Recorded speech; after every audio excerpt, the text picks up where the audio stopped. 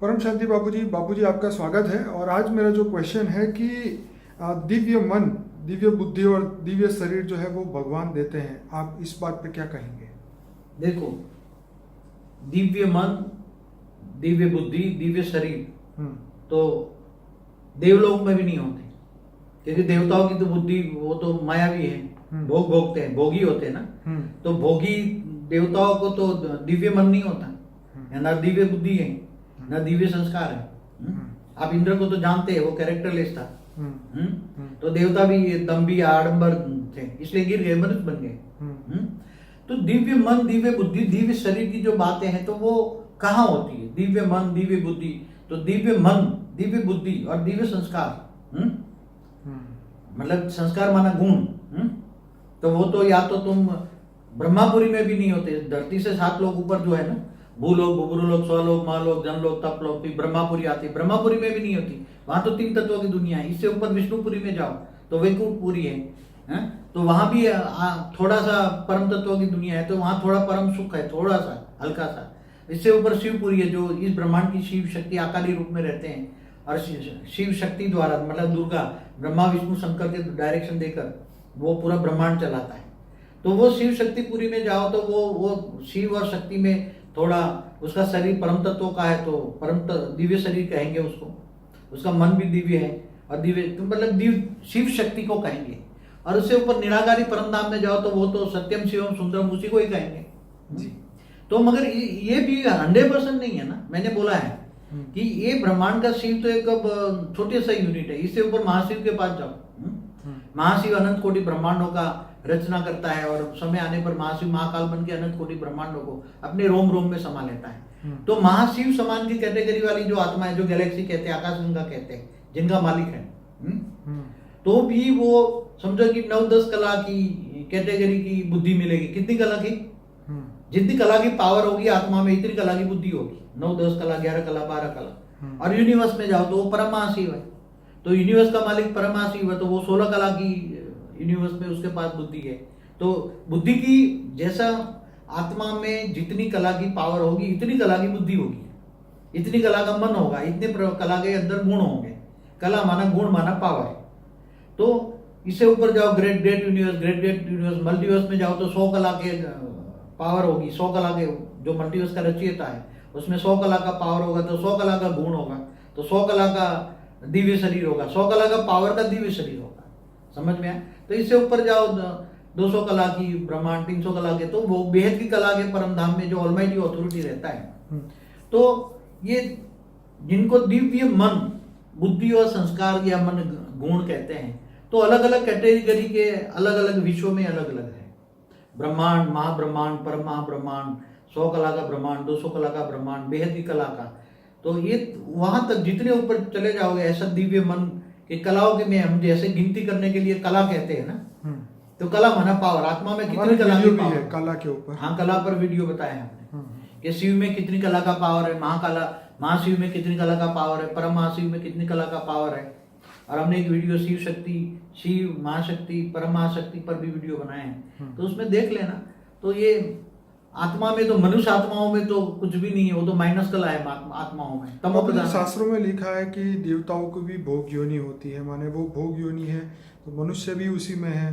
तो कहने का मतलब ये है कि जब तक कि ये भोग योनि में रहेंगे और स्वर्ग भी मिल जाए तो भी वहां तो एक दिन खाली करना पड़ेगा। देखो, एक बात बताऊं, देवता तो भोगियों में कई वीडियो में कह चुका हूं। अब क्या करते हैं वो जानते ही आप सब, सोमरस पीते, डांस सुनते रहते हैं, और फिर गिर जाते, मनुष्य बन जाते हैं। आत्मा की पावर डाउन हो जाती है, मनुष्य बन जाते हैं। और मनुष्य अच्छा कर्म करता है तो स्वर्ग में जाता है, और फिर वो ही गिर जाता है। मगर इससे ऊपर तीसरे लोक में, स्वर्ग लोक से ऊपर महालोक, जनलोक, तपलोक की जाती आत्मा पुरुषार्थ करके ऊपर में ऊपर में बड़े बड़े महर्षि बैठे हैं, ज्ञान देते हैं।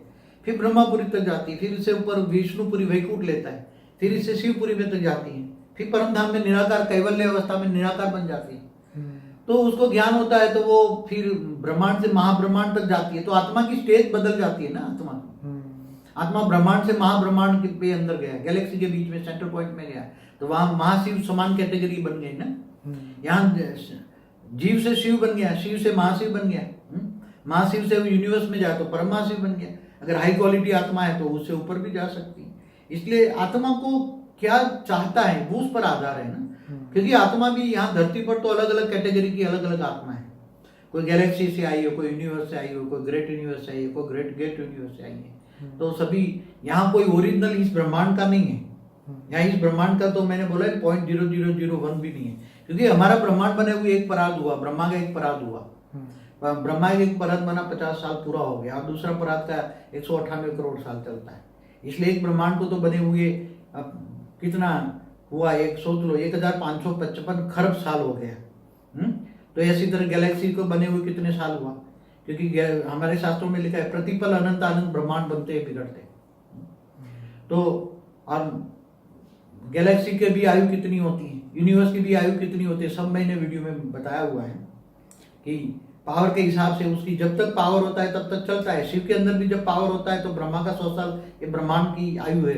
फिर बाद में वो शिव भी सूर्य में प्रवेश करके कालाग्नि पैदा करके पूरे ब्रह्मांड को जलाकर अपने अंदर वापस भर लेता है।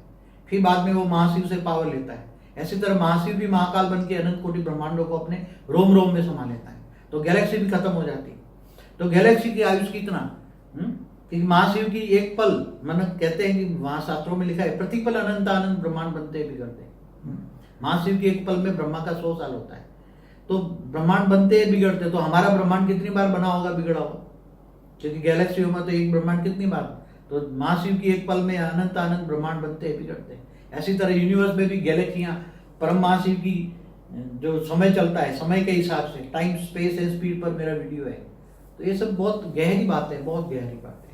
चलिए बहुत बढ़िया बापूजी, और मैं सभी श्रोताओं को कहूंगा हमारा मगर आज का ज्ञान एक रह गया कि आप आत्मस्वरूप बनो, अपने आप को जानो, पहचानो जी। आत्मस्वरूप बनकर ऑलमाइटी अथॉरिटी से आत्मा में चाहिए परम प्रकाश। आत्मा तमो प्रधान बन गई है, आत्मा को चाहिए परम प्रकाश। परम प्रकाश अपने आप को जानो, परम प्रकाश ऑलमाइटी अथॉरिटी को लो, वो तुम्हारा ग्रेट ग्रेट ग्रैंडफादर है, और तुम ग्रेट ग्रेट ग्रैंड चाइल्ड बन के एक ही रिलेशन से तुम्हें भाव आएगा, प्यार लो, प्यार से पावर लो, और पावर आएगा तो तुम्हारा स्थूल शरीर, सूक्ष्म शरीर, कारण शरीर सब चार्ज हो जाएगा, कर्मातीत अवस्था की ओर जाओगे, और धीरे धीरे परम शांति के वाइब्रेशन फैलाओगे।